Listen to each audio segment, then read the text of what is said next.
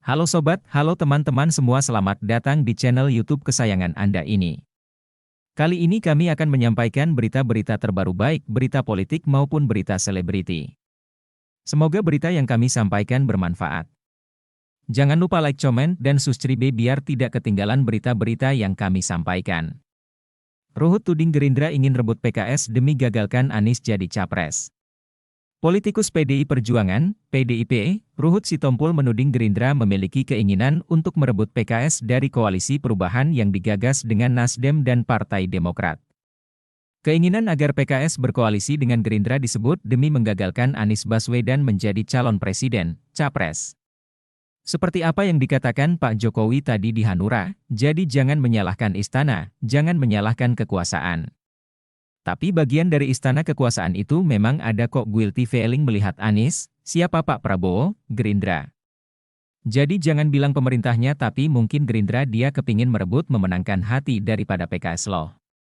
Supaya Anies ini nggak jadi, ini kan kuncinya di Demokrat dan PKS, kata Ruhut dalam diskusi adu perspektif dengan tema, Rayuan Kekuasaan untuk Koalisi Perubahan, disiarkan Detikcom bersama Total Politik, Rabu, 21 Desember 2022.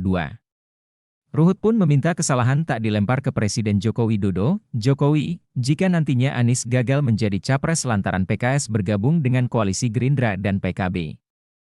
Meskipun, kata dia, saat ini Prabowo memang berada di lingkaran kabinet Jokowi Ma'ruf Amin. Oleh karena itu jangan salahkan Pak Jokowi di istana, pemerintah, kekuasaan, tapi dia memang ada di sini, dia Menteri Pertahanan Pak Prabowo. Lihat tim-timnya, bagaimana mereka melihat yang namanya Anies Baswedan, ucapnya. Pendukung-pendukungnya karena guilty feeling mereka, wah kebangetan dulu, Anies, janjinya gitu, karena sekarang pinter bermain kata-kata, oh itu kan dulu bukan sekarang. Tapi mereka tetap aja jangan gitu dong, tambahnya. PKS ngaku tak tergoda masuk koalisi Jokowi. Sebelumnya, Wasekjen PKS Ahmad Fathul Bari menegaskan bahwa PKS tak mungkin masuk kabinet pemerintahan Presiden Joko Widodo, Jokowi, dan Wapres Ma'ruf Amin. Dia menegaskan PKS akan konsisten di luar pemerintahan.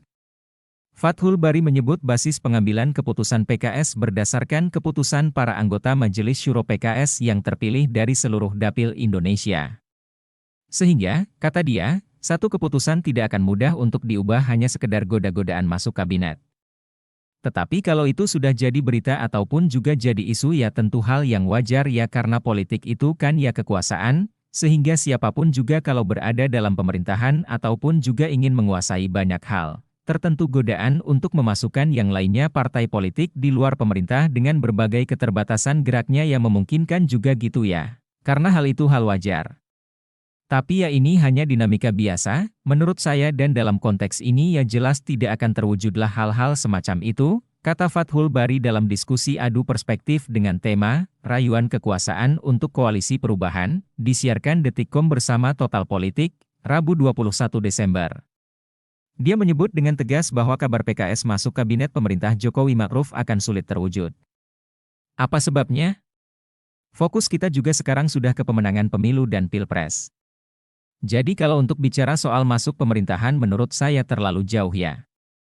Apalagi PKS juga akan dirugikan juga kalaupun akhirnya masuk, karena pemilu sebentar lagi, ujarnya.